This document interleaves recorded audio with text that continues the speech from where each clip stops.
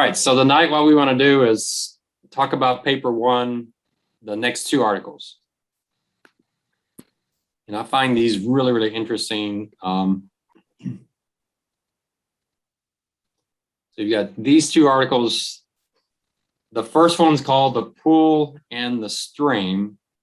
And the reason they call it that is, you're working, you're making all this money, but some of it's got to provide for your retirement.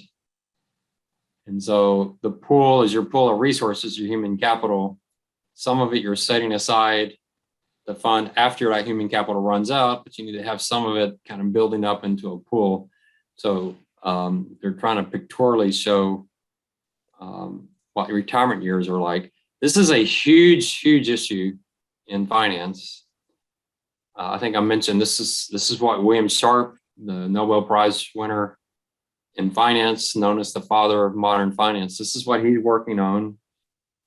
And his argument, and I think it's somewhat true, is the investment world, including the insurance industry, and we'll talk about that when we get into the ethics of insurance.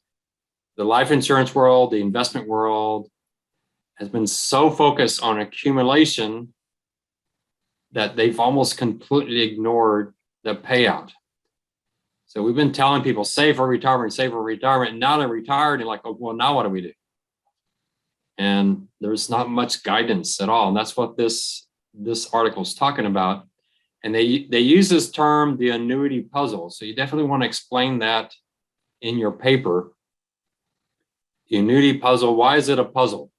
So they're contrasting what economics says people should do versus what people actually do. And you'll see this in both articles talking about this issue. In fact, there is some redundancy between the two articles.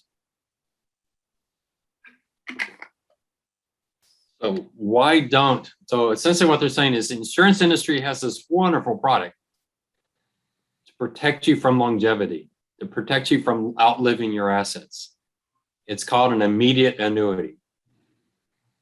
Economic studies show people should be putting 10, 20% of the retirement plan into these annuities, and yet almost no one is. Why is that? So both of these articles talk about that, some similar terms. Now, not everybody needs to do that. I personally look at my teacher's retirement and my Social Security, and I live so cheaply, that's more than enough. So I might not need to create another stream. I have plenty enough from that because I was making the max for Social Security, putting that away to Social Security, but living like someone making, much less than that. So I might be okay. And some people might be like that. People in the military, they may have, I was talking to a guy, a Navy SEAL. I have a Navy SEAL in my class. Pretty amazing. If UTSA ever has any kind of a major crisis event, I'm just going to follow that guy around, whatever he does. So really impressive guy, but he's talking about, man, I got this military retirement is great. It's going to meet all my needs. So yeah, so some people don't need it, but a lot of people don't. And the second article talks about that because what's going away is the defined benefit plan. People don't have the annuities, and is Social Security really enough for most people? So do people have a plan? And so what both of these articles are saying, the insurance industry has the answer, and yet it's not there. Now, one thing I don't think either article talks to that you're going to get my perspective when we get into the ethics of this industry. I think one of the reasons people aren't buying these is that the insurance industry doesn't want to sell them. This is not a major product for the insurance industry. They just are not that interested in selling these things. I had the toughest time when I was at UTSA. They just did not put much emphasis on this product at all. And this is probably the perfect time for them to be talking about it. There's a lot of people retiring. In fact, COVID-19 caused a lot of people to retire early. People said, you know what, I'm not going to do this anymore. I don't want to work from home. I'm a teacher, I'm a nurse, whatever. Yeah, I just want to retire. So I was thinking about retiring in 3 years. I'm just going to retire now. So we got a large number of people that are retiring. We got the baby boomers retiring without any guidance. There's no one out there to help them. And here's the industry that can do it. an industry that can do it is not focused on that. They're focused on other products. So that's not covered in the papers at all, but I do think that's an issue. Now, these papers are dated. These are old articles, over 10 years old, but nothing's changed. There's nothing new that's happened. In fact, it's gotten worse because one of the big issues with annuities is that interest rates are so low, people don't want to buy these products right now. And that definitely has gotten worse since these articles were written. So I would find a better article, but I couldn't find better article than these two. And I especially like the second article, David Babel. He is, I don't know if he's still around or not, but the Wharton School of Business, smart guy. I've met him a few times. Very, very intimidating man. I got this on tape now that David Babel is a very intimidating man and very, very smart guy. Knows what he's talking about, very quantitative. And so that's one of the reasons I like this article, is because it's coming from, even though it's over 10 years old, 15 years old, it's coming from someone who I really highly respect. Now, one of these days, I'm hoping I can find a William Sharp article that I can put in this. William Sharp right now, his articles are overly complex, overly quantitative, more focused on the system side of this, the modeling and that kind of thing, versus just a good article you can sink into. So we're going to stick with these articles. I don't think there's anything in these articles that are dated, even though they are that old. So they're really, really good articles. So let's look at the outline for these articles, and I might jump back to the articles to give you some direct quotes from these guys. But at a high level, the first article on, or Article 3, first thing is to define that annuity puzzle. So the annuity puzzle is economics. Economics say people should be doing something that they are not doing. That's a puzzle. Economists assume people are rational. And here's an example of a product people should be buying. They're not buying, so they're irrational in some way. So this article gives the problems and gives the solutions. I can tell you from previous students, they've done pretty well on problems with the exception of the biases, and they've done terrible on the solutions. A lot of students completely miss the solutions of these articles. So I've got a list of them here. So the problems, the first problem is true in both articles. Baby boomers. Why is this such an important issue? Because so many people are retiring right now. And if you want to figure out what does this mean for the United States, then go look at Japan. Because Japan is like 10 years ahead of the United States. Maybe not exactly. The US still has a higher birth rate than Japan and probably will for quite some time. But Japan has a very aging population, a lot of older people. They have a pension plan, a government pension plan that's just teetering on disaster. So a lot of people retiring all at once. The second article does better because the second article shows you the dependency ratio. So how many baby boomers versus working Americans, or how many retirees, how many people over 65 versus people that are working. And that used to be 6 workers to 1 retiree. And now we're getting down to 2 or 3 workers to retiree. So there's a lot of workers, a lot fewer workers supporting a lot more retirees. The retirement savings industry, if focused on accumulated assets, that's my main point. I don't think these articles make that point as strongly as they should. But this is part of what they call inertia. We just have been accumulating assets, and that's just, both the industry and the investor, the consumer, have just been in this habit of accumulating assets, and no one has thought that, hey, we need to stop, and we need to now start paying out. That's why William Sharp has been so focused on this issue. So it's a thinking inertia. Inertia is a good word to put there. Financial planners tend to understate longevity risk. A lot of them will say, hey, your life expectancy is 85, so we'll just assume you make it to 83. Well, you could make it to 95, 83, or 88. We'll assume you make it to 88. You're expected to live to 85, but you might make it to 88. No, you could make it to 98. I saw an article today about a lady is 103 years old. And boy, she looked like she's like 65, 70 years old. People are living much, much longer. Not everybody, but a lot of people are living much, much longer. And that's what you're planning for. And then this last one is the behavioral biases. So we'll talk more on these behavioral biases. There's several of them.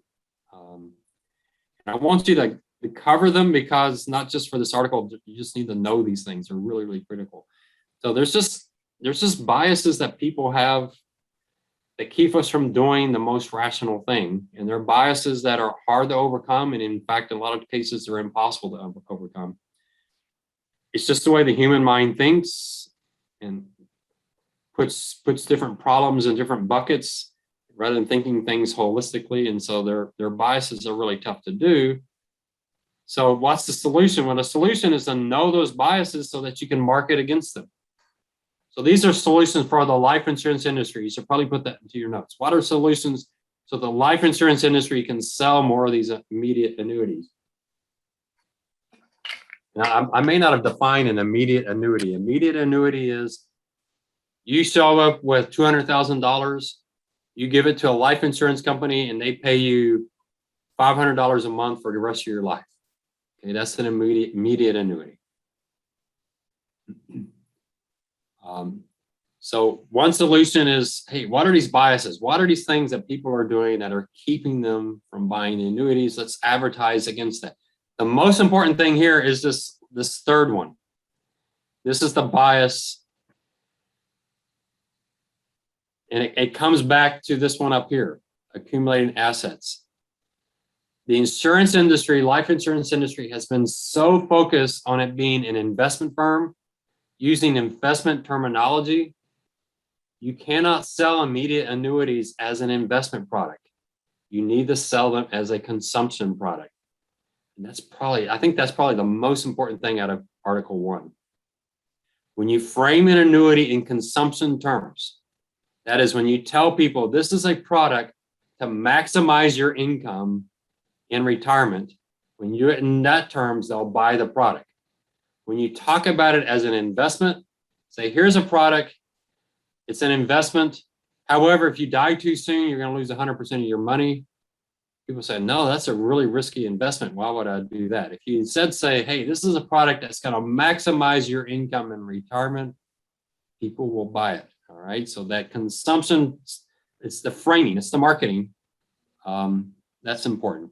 And then related to that is if they don't do that with some of their money, if they have all of their money in the stock market or the bond market, this industry needs to remind them stock markets fall. So you might say, well, I'll invest this money myself. I'll take care of this money. I don't want to buy an annuity. Well, if the stock market falls 30, 40%, you can be in a lot of trouble. Putting some of your money into this annuity protects it from those market gyrations. So that's an important issue. And then that all comes back to training and marketing. How do you train the sales reps of an insurance company to understand these biases, understand this terminology, the way you word the problem? You need to train them, and then you need to market your products in a way that hits those needs so people understand, hey, I really do need that. I do need to worry about having adequate income. And if this product's going to maximize that income for me, so I'm more secure, then yeah, maybe that's a product. Not that you're going to put 100% of your money into it, but 10, 20% of your retirement should probably go into a product like this.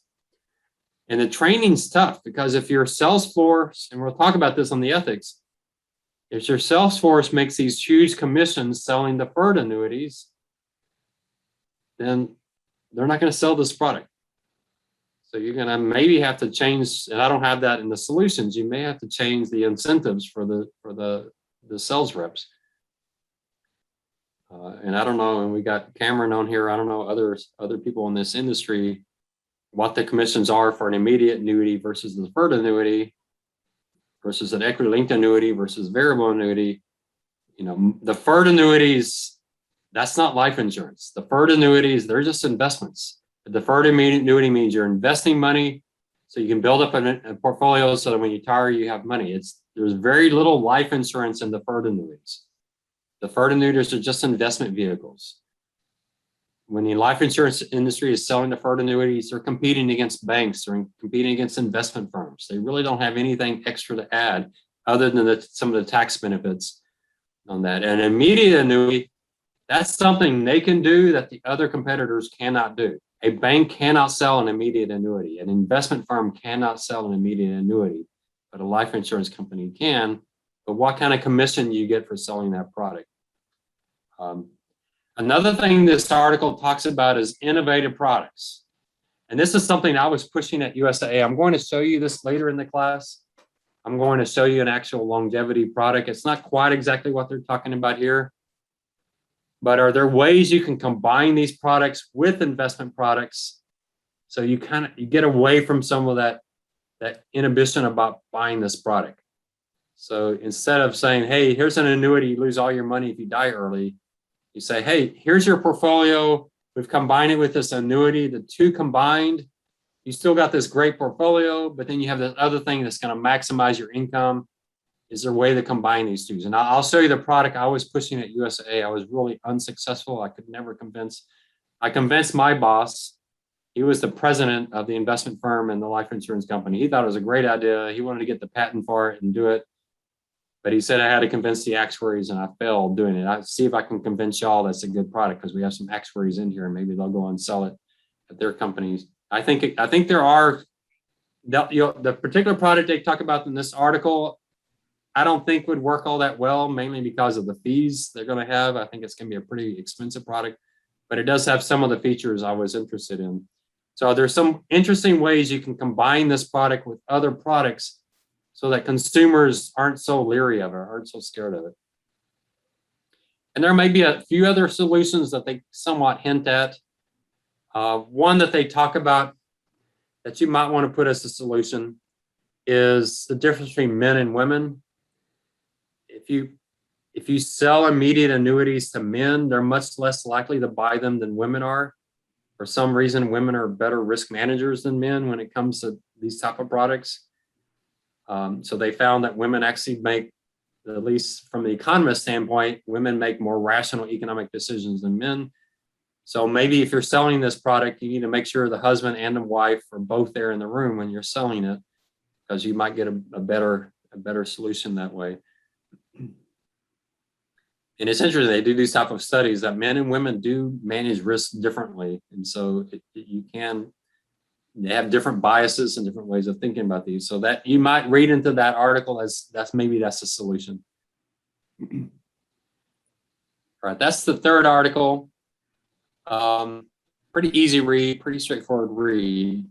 The fourth article is actually one of my favorites. I really like this article, not just because Babel wrote it, but what I like about this article, I think you're going to find that it's probably the easiest to summarize because it flows real logically all the way through. I think this third article is a little bit disjointed. It kind of jumps around a little bit. But this last one, he talks about the problem, but he talks about these 5 forces, including the baby boomers, these 5 forces. And he gives some great charts on these 5 forces that I think if any of y'all want to see if you can go out and update some of these charts, bring them to more current, you probably could find them. I have some of these charts actually updated in the class notes. But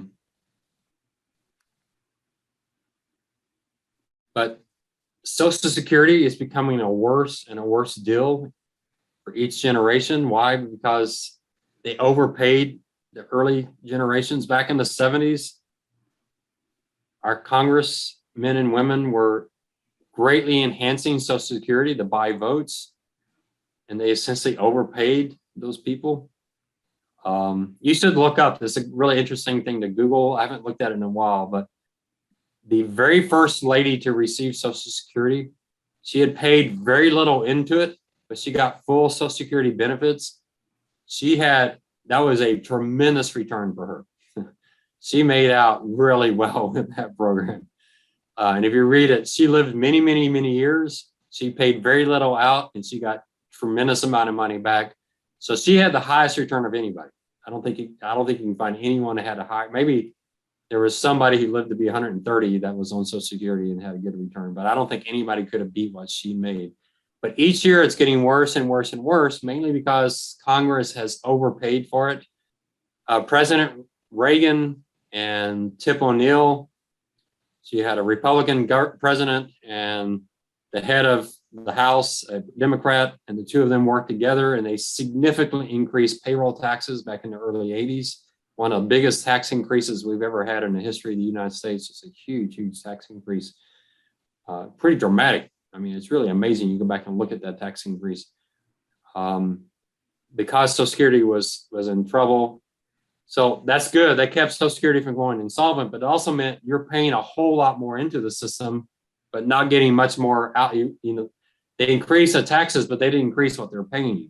So that's what he means up here. Your return on Social Security is just getting lower and lower and lower and lower and lower. Well, those early premiums got a lot more. Social Security is somewhat skewed toward lower income people. I question that. Some of you actuaries in here, I've asked actuaries this and they just laugh at me when I ask it. But I'm not 100% it's really true that lower income people do better than higher income people, because one thing I think you need to adjust for is life expectancy. And I would assume lower income people have a lower life expectancy than higher income people. So I'm not so sure if you adjusted this for life expectancy, it would be as skewed as this, but it is true. Lower income people are skewed to get a higher return than higher income people. I know politicians have said, take the cap off of Social Security tax. So, you know, wealthy people, if we go what the cap is like 130,000. So you pay Social Security tax up to 130,000 on income and then you don't pay any more. And there's people saying that's unfair. The rich aren't paying their share. Well, if you take the cap off, are you also going to increase their benefits? Or are you just going to take the cap off, tax them a lot more, but give them the same benefits? They're already paying more than they should versus what they're getting back. So, I mean, if you do that, it just seems unfair to the rich. Maybe it's fair because maybe there's other places that are coming out ahead. I don't know, but you know, it's just taxing the rich more. It seems unfair because you're not going to increase their benefits. The second thing, you know, so Social Security is a problem. The second thing is defined benefit plans. I do have a chart in our class notes that shows that defined benefit plans are going away and 401k plans are taking over. This is probably going to be true for all of you in here. Probably a majority of you will not have a DB plan. You will have a 401k plan only. USAA, I worked so hard. This was one of my goals at USAA, was to keep the DV plan. I thought it was during when Bob Davis was the CEO. I worked so hard for him to keep that plan. We immunized the plan to reduce its risk, and he decided to shut it down. He shut down the whole plan. And one of the reasons I wanted to do it, a good friend of mine there, she had the 401k plan and the DB. Her 401k plan, she had rated it so much. She had been at USA for like 30 years. Her 401k plan should have been hundreds of thousands of dollars. It was like $40,000 because she kept taking money out of it. But her pension plan was worth $300,000-$400,000. So her pension plan saved her. If she did not have that pension plan, there's no way she could have retired. There's no way she could have lived off her Social Security. She is now living okay. She's not rich, but between her DB plan, her USAA DB plan, and Social Security, she's making ends meet. I think the one thing she has in her favor is she has some health issues, so she's probably not going to live into her 80s or 90s. She has some heart issues. I mean, that's not a good thing, but from a standpoint of outliving her money, yeah, she'll probably be able to make it okay. DB plans do have cost of living adjustments. Social Security has a cost of living adjustment. So she is getting a raise with inflation, but those things are going away. And if people are rating their 401k plans and not really saving, then you got a lot of people when they come to retirement, Social Security may be all they have. So that's a big issue. Baby boomers is an issue. That's the same as any other article. We got a lot of people retiring. I'm a baby boomer. Can y'all believe it?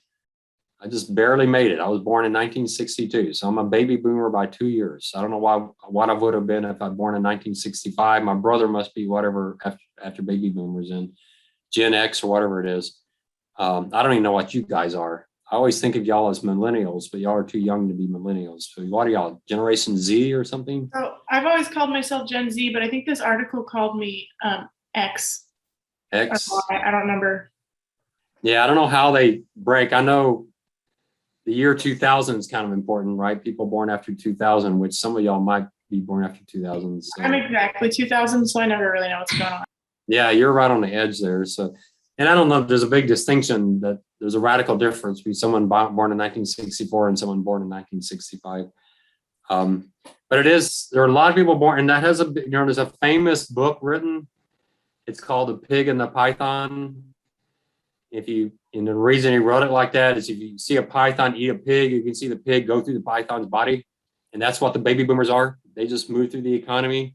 So in the 60s, Gerber Foods made a lot of money because everybody's having babies.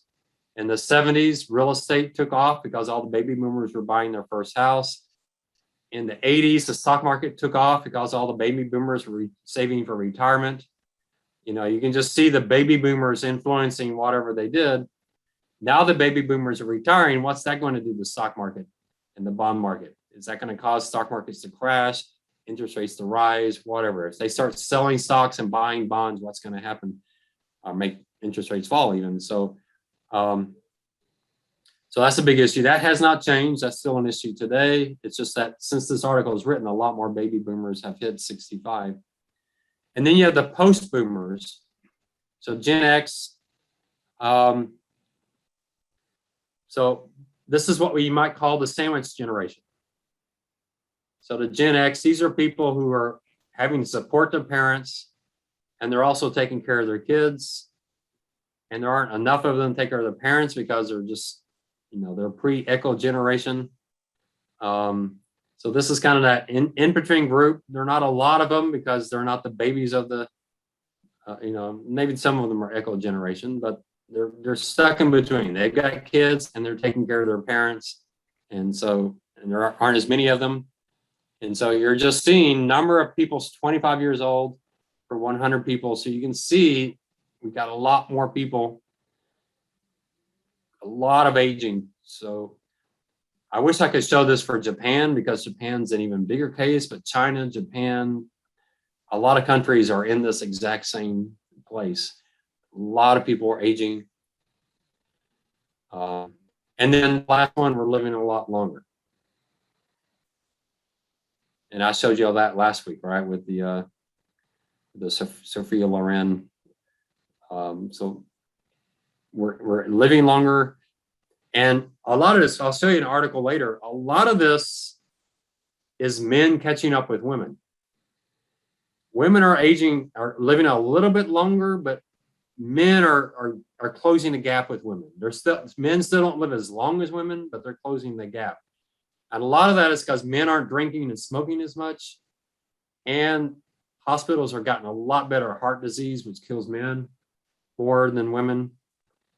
So that's an issue, but there's still a difference between men and women. I always used to joke that when I turn 80, I'm going to move to the UK because there's 80-year-old UK women to every 80-year-old UK men. There's a big difference.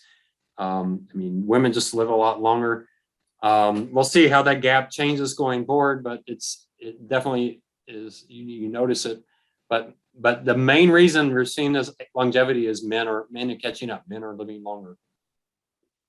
All right, so those are the issues he's bringing up, and he's got some good charts. You might be able to find a way to update some of these charts. I would definitely give you some good critical thinking points if you can find a good updated chart. So those 5 forces are huge. So they say annuities is part of the solution. They make a much better economic argument for why annuities are part of the solution. Now, this is kind of hard to understand, but what they're saying is when you buy an annuity, that insurance company, essentially what they're doing, they're going to take your portfolio and they're going to spend all of it over your remaining expected life. So essentially, if you put $200,000 in an annuity, you're getting that full $200,000 is coming to you. if instead of buying the annuity, you invest the money and you're going to live off the investment, you never want to spend the 200,000 because you're worried you don't want to run out of money. So you're always going to keep some of that corpus there because you're worried, what if I live to be 90 or 95? And so you never get to spend the entire 200,000. With the life annuity, you get to spend the entire 200,000 because if you live past 85 up to 90, 95, the insurance company keeps paying you. So you can freely spend your entire corpus on yourself and not have to worry about it because the insurance company is going to say, we'll make up any difference. If you live too long, we'll make up the difference. If you do it yourself, you can't do that. If you live too long, there's no one to make up the difference. So what do you have to do? You've got to keep some of that portfolio there just in case, which means you don't get to spend your own money. You're always clinging on to some of it. That makes sense to you? With the annuity, you get to spend your entire money and you get the full benefit of it. And they say that's huge for people to be able to do that. They may leave some for your heirs. Yeah, that's fine. But you want to take some of your money and have it just for you to give you the highest income you can for the rest of your life. An annuity is going to allow you to do that, freely spend your entire money all on yourself and not have to worry about it running out. They talk the factors that drive the level of the annuitization, so you can look at that. You're going to see some overlap here with Article 1. It's things like how much you want to leave to your heirs, what risk you have of dying early, health issues. So you're going to find there's some overlapping issues there. Okay, so that's pretty straightforward. You just quickly discuss them. I don't need big, some are really straightforward, just a couple of one sentence, you can explain those. And then you get to the recommendations. I like your recommendations. I think they're pretty interesting here. So what they say is don't put your whole portfolio in an annuity. However, there is some minimum level that most people should be buying in annuities. It somewhat depends on your income needs. And I like their idea of making sure you cover some basic income with the annuity. So that's there, you don't have to worry about it. You can certainly subtract your Social Security out of that. If you got military retirement, subtract that out. If that's enough, then maybe you don't need an annuity. But let's say you need 50,000 to live on and your Social Security is 30,000. So maybe you annuitize 20,000. And you can worry about inflation. So maybe every few years you annuitize a little bit more to catch up with inflation. I think that's a really great strategy. So maybe that's 20% of your portfolio needs to go into an annuity. You invest the remainder of your portfolio like you would normally invest, like anybody else. But, and I don't have this in the list, make sure you don't forget this. When you're doing your investment portfolio, you want to count that annuity as an investment and count it as a fixed income, low risk investment. All right. So if you say, I want 40% of my money or 50% of my money in bonds, count that annuity as part of your bond portfolio. All right. That's the recommendation. I think that makes a lot of sense. So if you have $1 million portfolio, you take 200,000 and you put it into an annuity, and your goal is to have 50% of your money in bonds, and you put 200,000 in the annuity, and you put 300,000 into bonds, and you put 500,000 into the stock market. All right, y'all see that? I didn't put that in the notes here, but I think it's an important concept. That makes perfect sense to me. A good way to manage that portfolio. What about other expenses? Then you need to think about that. You may have some major health issues that you need to work with. So worry about those other expenses. So what expenses could come in and hit you later in life? Probably the biggest one is maybe not health, because you'll probably have Medicare and some other Medicare kind of supplements. Maybe the biggest one is assisted living. So people think about assisted living. That's the issue we think about with my mom. She's starting to have some memory issues and cognitive issues. If we move her into an assisted living, it's going to be a nice. She's not going to be in a bad place. We're going to make sure she's well taken care of. Well, that could be $6,000-$7,000 a month. Yeah, that's pretty expensive. So we need to make sure we have that taken care of. So yeah, you gotta think through those kind of things. You don't want to annuitize so you're making $4,000 a month on your annuity, And then you got to move into assisted living, that's $6,000 a month, and you don't have any money to make up for that difference. So you got to think about those. And then your heirs, that's part, you can see overlap even within the article. Some of the factors driving how much you annuitize is also part of their recommendations. Yes, so in deciding how much to annuitize, you got to think about how much you want to leave for your heirs, because once you annuitize it, that money is no longer now available to your heirs, which is positive and negative. We're going to talk about the positive side of that. There's definitely a positive side to that, but there's a negative side to that. There's less money you can leave to your heirs. Then they ask, well, why are people not annuitizing? Now, the first article talked about these biases.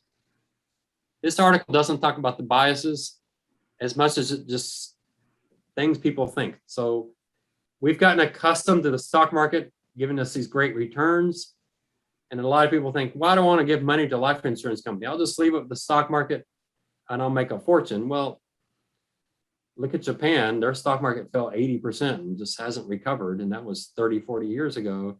Stock markets can crash and stay down for very long times. Some people think annuities look real expensive, and that's true right now because interest rates are so low. People say loss of, now one thing on this section, get this into your notes.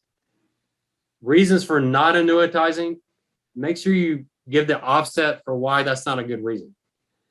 So people think stocks are going to do great. Well, that's true, but that may not be true going forward. Stock market can be really expensive right now. You know, one thing I noticed, there's a U.S. bias in the belief in stock markets. People say, wow, look at the stock market, man, any 20-year period, the stock market's always done better. That's something that's very unique to the United States. If you go to Japan or Europe countries or almost any other countries, stock markets had these runs, but then they had these horrible periods of 20, 30, 40 years where they just absolutely crashed and did horribly. The US is a very unique situation where the stock market has just done extremely well over 50, 100 years. There's no rule that says the US stock market has to continue to do extremely well going forward. Annuities, that's expensive. People say annuities are expensive because interest rates are so low. But I can make that same argument about the stock market. Interest rates are so low, it's pushed the stock market up really high, which means the stock market could crash because, you know, so both stocks and bonds and annuities, everything looks expensive right now because interest rates are so low. So you can make that argument about real estate, everything.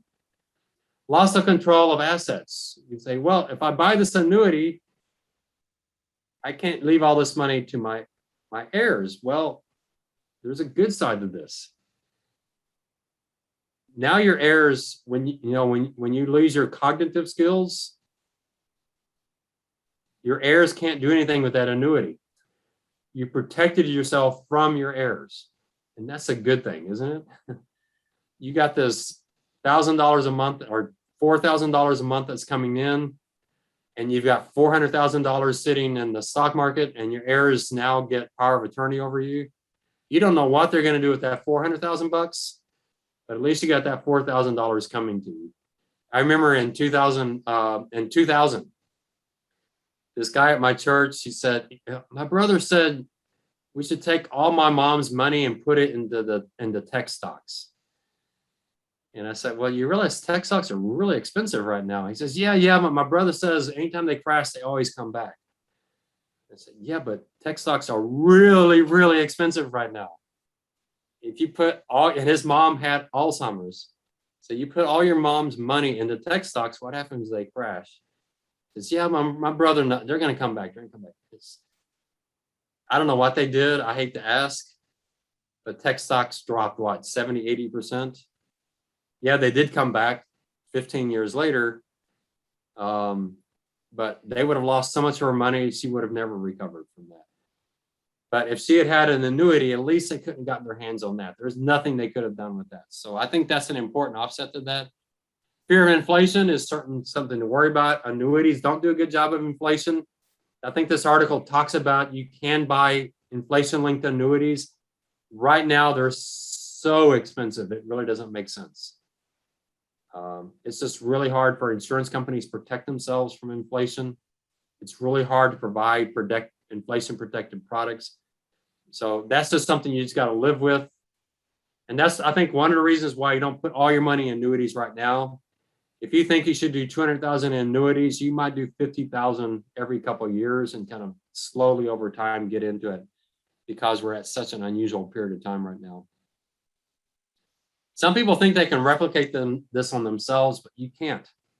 You cannot be a life insurance company. You cannot create something that pays you until you die. It's just not possible. Only life insurance companies can take money from people who die early and give it to people who live too long. They're the only industry that's, I mean, Social Security can do that, pension plans can do that. But as far as a product you can purchase, insurance companies are the only ones that can do it. And other people say, well, let's wait until interest rates rise to do this. Well, that's fine. You can do that. But when interest rates rise, just realize the stock market's going to drop 20, 30%. The bond market's going to fall 15, 20%. You're going to lose that $200,000 you're going to put in annuities. You're going to lose that $200,000 in your stock and bond portfolio anyway.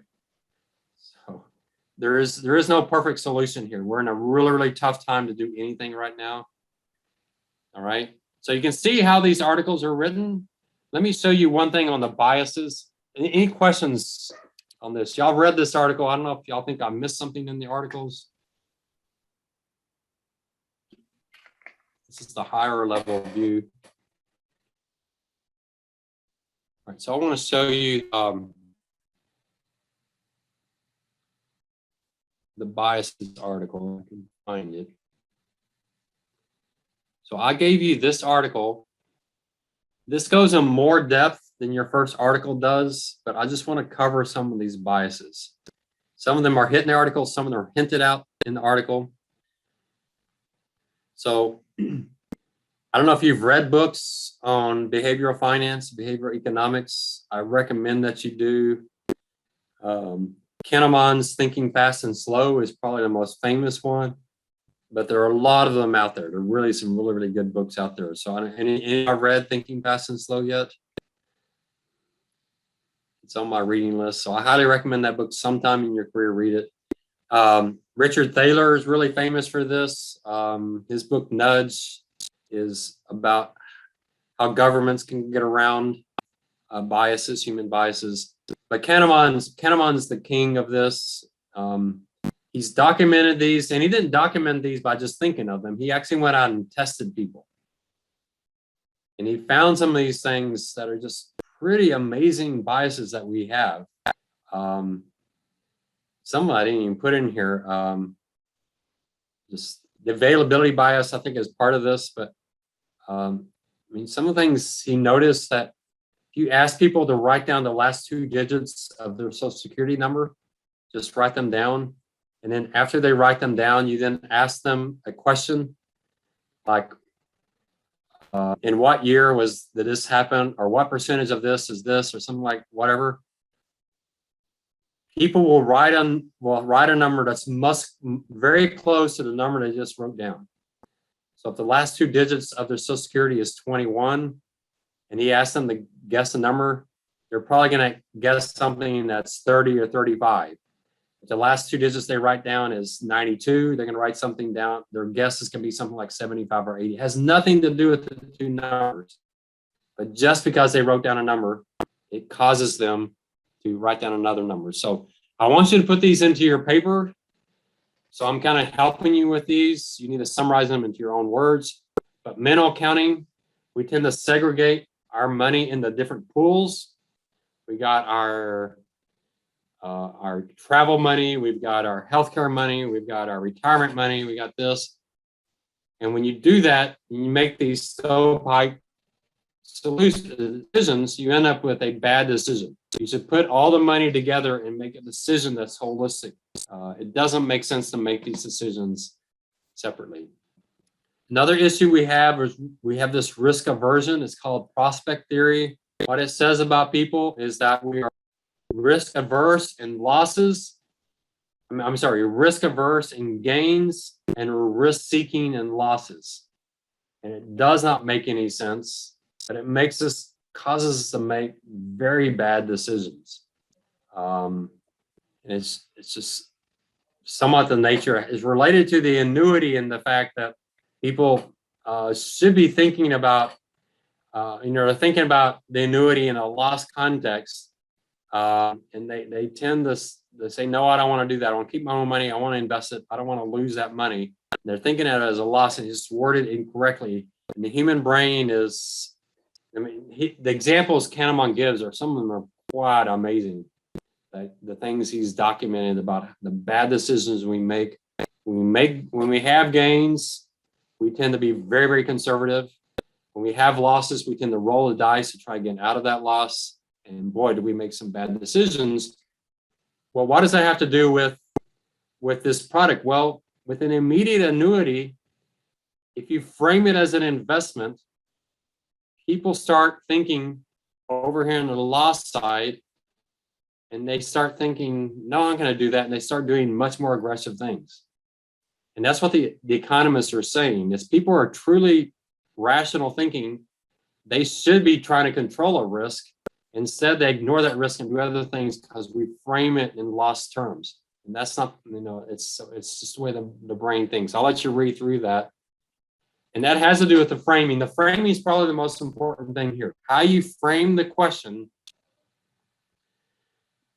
whether you frame it as a gain or a loss, you can radically change how people make decisions. This gets back to Richard Thaler. I don't know if y'all have heard of Thaler before. He's a Nobel Prize winner. He's somewhat thought of as the father of behavioral finance, although I think Kahneman might be more. But his book, Nudge, just shows by just the way you word a question, you can shift people's decision from 20% to 80%. And so that's what this first article is about. Frame an immediate annuity as an insurance product, as a consumption product, not as an investment product. And you can get, and the article talks, I forget the actual numbers they use. Well, here it is right here. I actually put it into this. When choices were presented in consumption frame, 71% preferred the consumption stream, that is the annuity. When the same options were presented in the investment frame, 73% did not choose the annuity. That's a pretty stark shift.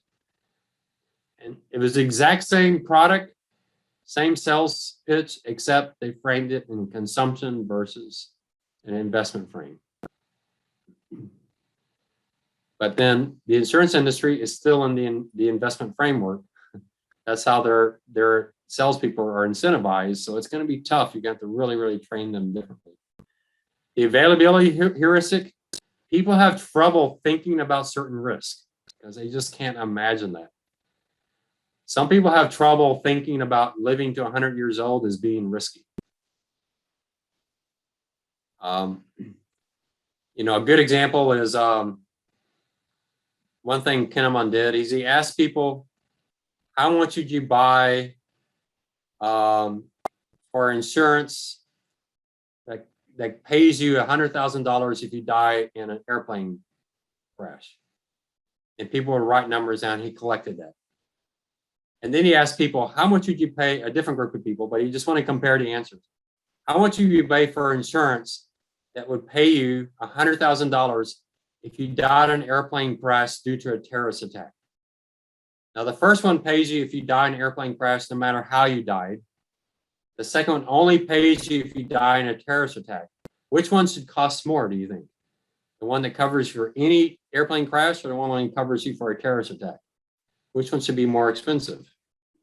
The first one, right? It covers for everything. Why do people price higher? The second one. Why did they do that? Because they could visualize, they think about 9/11, they could visualize the terrorist event. And once they could see that, they say, oh yeah, I could see that. And they paid more for that insurance. It doesn't make any sense economically.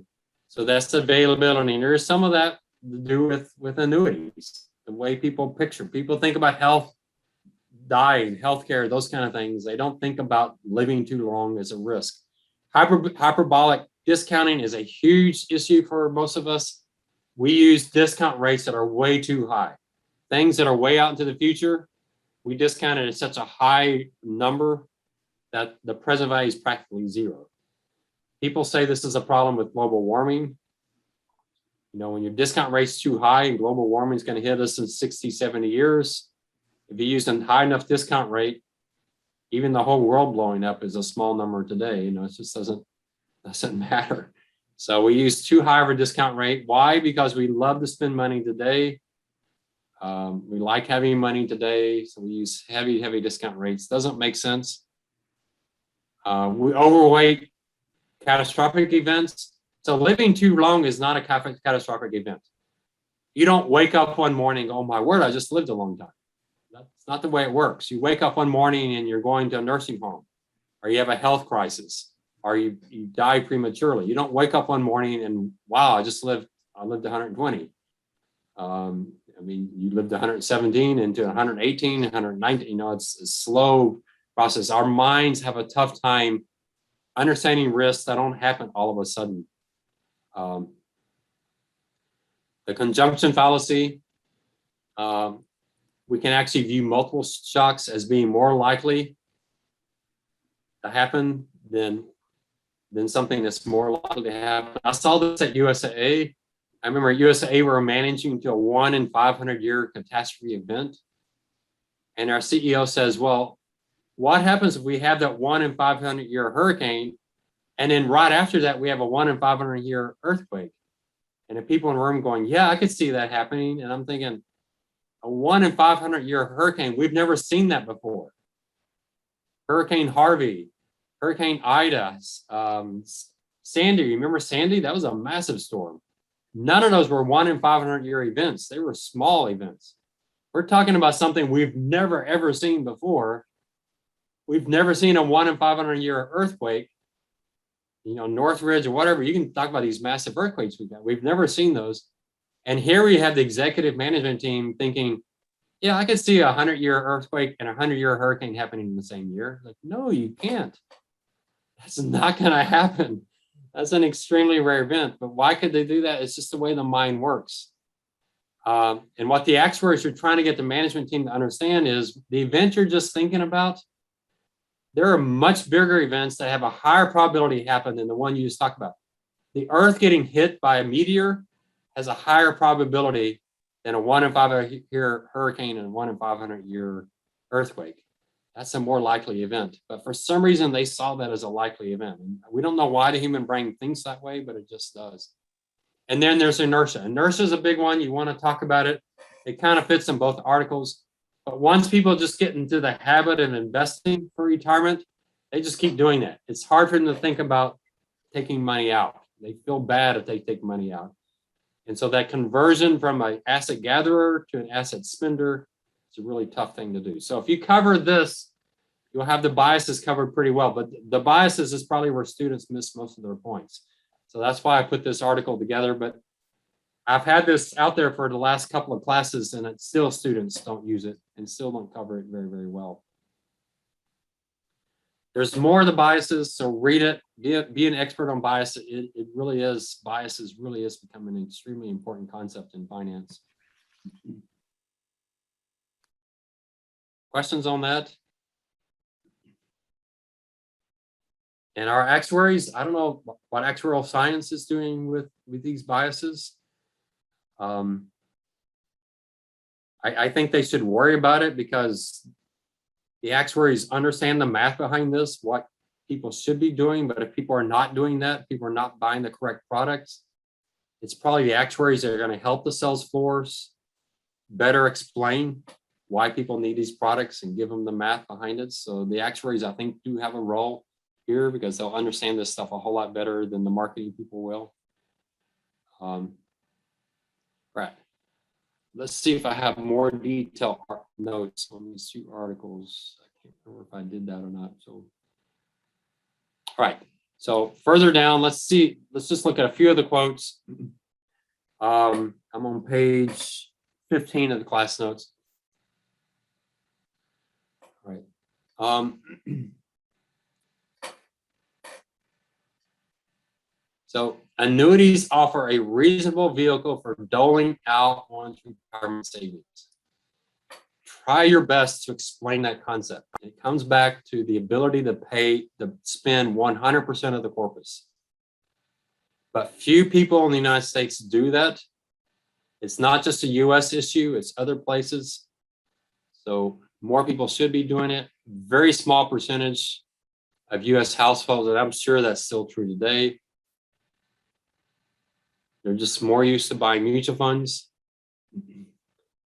Why don't they do that? The bequest motive, long-term care. So some of these are covered in both articles. Why don't people want to tie up some of their money into annuities? There's the definition annuity puzzle again. So the baby boomers, this is an important issue. The retirement industry has not handled this well. The retirement industry has not really explained to people that, wow, you could live to 95, you could live to 98, you could live to 100. What are you going to do if you live that long?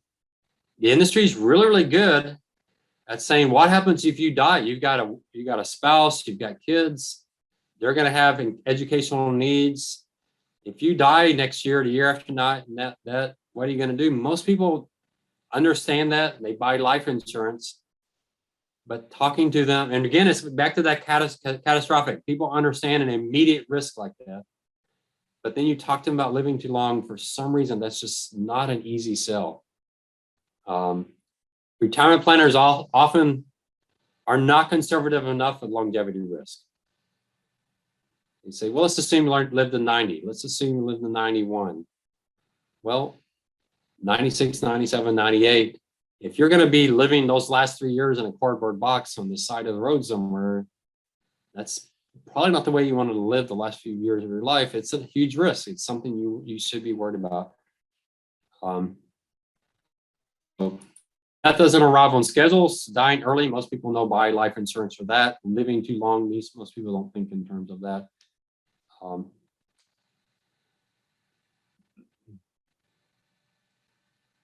And it is the way the industry handles that. The industry talks about these two risks very differently, even though they're very, very similar. The biases, we just talked about the biases, so I'm not going to get into those. You can read through some of these quotes. But the biases are extremely important part of this, the third article. The solutions. So understand the biases. Know that market risk is out there, and investors, especially after a long bull market, retirees tend to understate the risk of a huge market sell-off. There's a lot of retirees that are far too exposed to the U.S. stock market. And, things like COVID 2020, that kind of keeps them from being nervous because the stock market dropped 25% and came right back. And they're saying, see, stock market drops, comes right back, but that may not always help.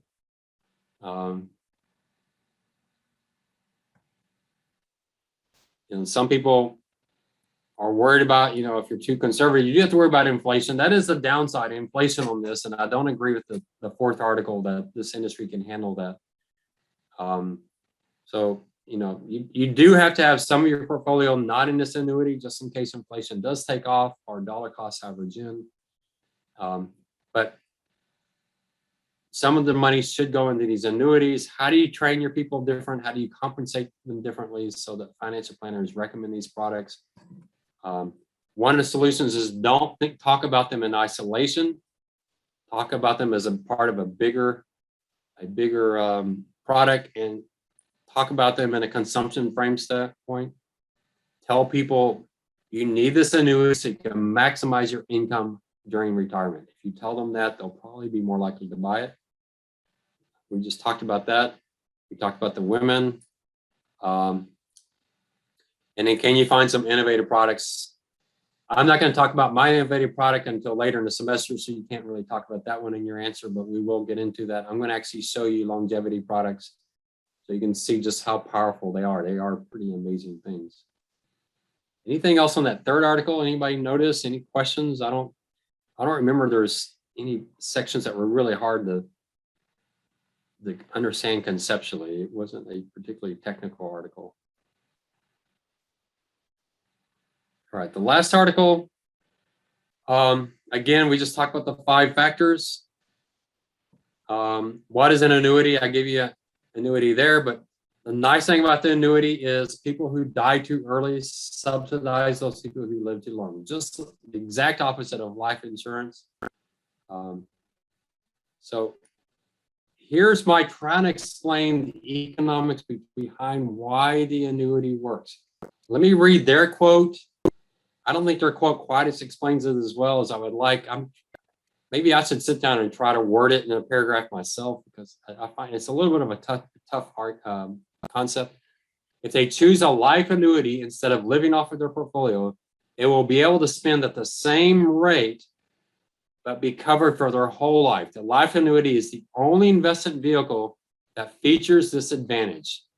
Trying to replicate this advantage, but without the pooling, the risk pooling, will cost you 25 to 40%. So essentially what they're saying is you're going to have to leave 25 to 45% of your money on the table. You will not be able to spend it on yourself because of that risk if you're living too long.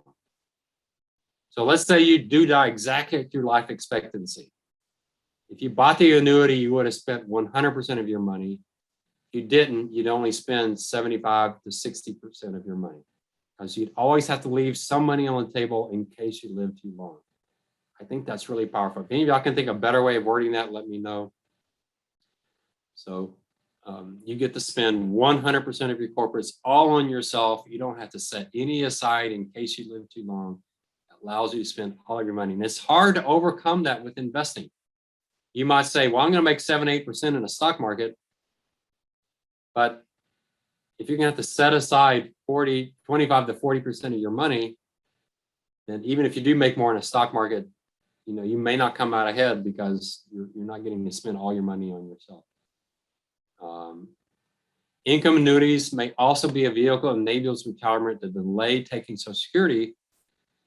So think about that. Some of y'all might look this up. I've decided I'll take Social Security at age 7. I think it's 72. I forget. There's a certain age where it doesn't matter anymore. But Social Security benefits increase dramatically if you delay when you start taking it. I don't mean a few $100s a month. I mean a few $1,000s a month. It's really pretty dramatic. And so if someone can buy an income annuity and that allows them to delay taking Social Security from age 63 and they can delay it to age 70, then they may be able to get a huge amount out of Social Security. And that may more than make up for any risk to inflation risk. So, there's things that they can certainly do that annuities can help them with. So that could be a strategy. Factors, here's the factors. Here, this part's the easiest part of the paper. I don't need much discussion on this, so don't think like you got to do a paragraph in each one of these. Just real quickly put them down. So how much wealth do you have?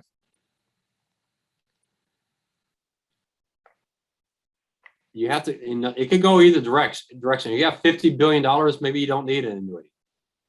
You have $50,000, maybe you can't do any annuity. You just don't have anything, you don't have enough to do either way. But if you have $3 million, then maybe you put 500,000 into an annuity, and the rest, so your Social Security is going to influence, your risk tolerance is going to influence. The more intolerant you are to risk, the more you probably need to put into the annuity. The same question we had on Article 1. If you want to leave more as bequests, then you probably can't do as much as an annuity. If you just really want to spend your money today, if you put it in an annuity, that's going to discipline you. You can't spend it all at once. Interest rates are really low right now, so people don't want to buy annuities. In fact, I looked at buying an annuity from my mom. And it's tempting, but interest rates are so low, I'll probably hold off and wait a little bit and see. Right now, she has plenty of money with what she got off the house that we can somewhat delay that decision for a little bit. What do you expect stocks to make? A lot of people think, man, I can do better myself. Well, maybe. Marital status, husband, wife, those can have issues. We're going to talk a little bit later. When you have a husband and wife, and if one of them passes away, you lose their pension. The life insurance industry has some interesting things that you can do to try to make up for that. And we'll talk about it. I'm going to give you some guidance later, because some of you have parents that are going to be making this decision, and they should be talking to you, and you need to let them know that they should be talking to you. My parents made this decision, and they did it all completely wrong. My parents made horrible life insurance decisions and pension decisions, and they have a son that worked for life insurance company, has a CFA and all these other designations. They have another son that's an actuary, and they never talked to either one of us. And they made these horrible decisions. And I was like, Mom, why didn't you come talk to us? Oh, I didn't know you were doing that. I was like, Mom, I told you what. So she never knew, she never understood what I was doing. Let your parents know, you know, these are awkward conversations, but your parents are going to make decisions that they cannot unmake. Once they make those Social Security decisions, once they make those pension decisions. So your parents are going to have a joint or separate life decisions. Once they make that decision, they can never go back on that decision. They need to sit down and have a long discussion on it so they don't make bad decisions. If you're buying life insurance, let them know, hey, Mom and Dad, don't buy life insurance without coming talking to me. You know, Lindy, if you're working for a life insurance company, then yeah, make sure your parents know that. They'll make much better decisions talking to you. Or even Sergio, you're a finance person. You're going to make better decisions for them than they would without your advice. Or make sure your parents know what you do for a living. Their age, whether they have a pension, that gets back to the Social Security. So those are the things that influence people and how much they're going to put into an annuity. We already talked about their recommendation. And then why do so few people? Here's where I want you to talk. I gave you the reasons before, but here what I want you to do is say, here's the reason why they're not, but here's the argument against that reason. All right. So put them both in there. So I gave you most of those. I talked through a lot of those. I give you kind of the other side. So,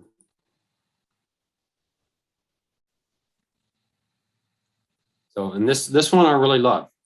You buy an annuity, you lose control of your assets. And I think, okay, that's bad, but it's also good because it means your kids also lose control of your assets. So it's positive both ways. Can you wait for interest rates to rise to annuitize? I still get back to, if you're going to do that, you're going to lose money in your stock and bond portfolio. Well, you better be very, very good at your timing. If you know rates are going to rise next year, then move the cash right now. Let the stock market and bond market crash.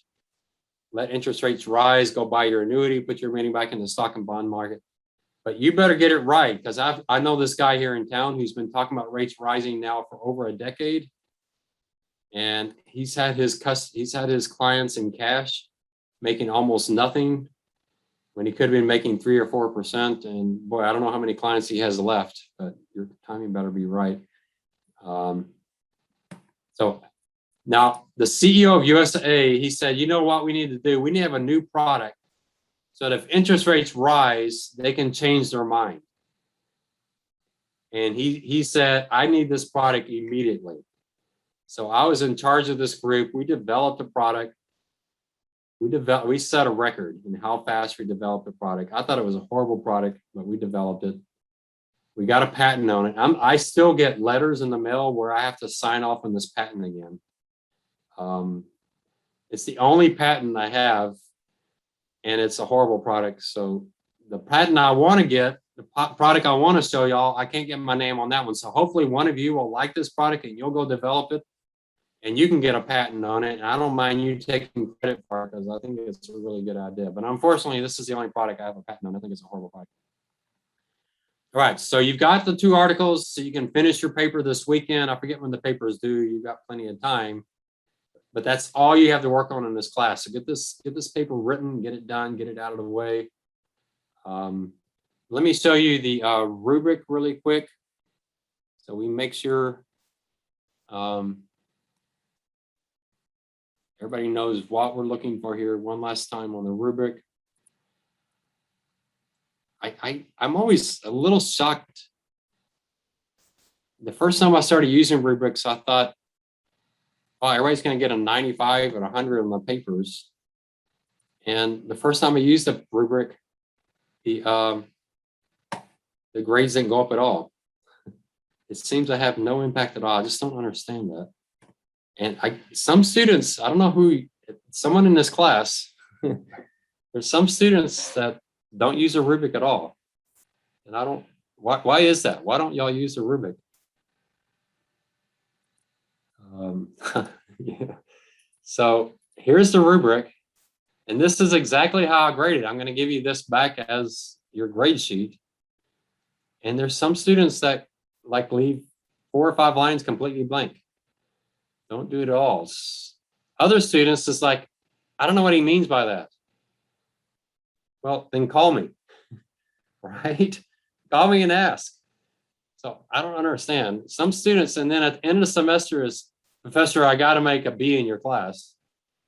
My current average is 23%. So what can I do to get a B in your class? It says, well, like six weeks ago, you could have called me and not lost 40 points on right here, you know? So I don't understand it. It doesn't make sense to me.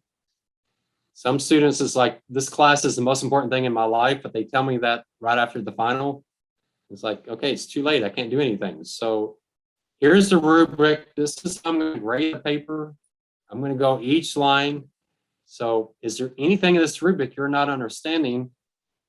Let me know, call me, talk to me, because this is how I will grade it. And there's some things that are worth more points than others. Like here's the biases. A lot of students get like 5% credit on the biases. And it's the biggest thing on the list. You know, if you get 5% on the biases, essentially you're losing over almost 3.5 points on the paper just on that one thing. And they just say, well, I don't really want to cover that. Well, that's fine, but then don't be shocked when you don't get any points there. So any questions? I'm going to leave y'all with this. Any questions on this rubric? Now you can add other things that you think I should have talked about, but you know, some students are like, I don't know, they get the 5 forces and the 7 factors mixed up. Or I only see 6, I don't see 7. I think there's 10. There's 10 things on reason why people don't annuitize, the recommendations, but that's in the notes. The biases, I gave you a whole paper on the biases. The recommendations on the second article are in the notes as bullets. It's like, I'm trying to help you guys as much as possible. So now you just got to do it. Okay. So, all right. So I'm going to leave it there. We'll stop there. If you have questions or comments, let me know.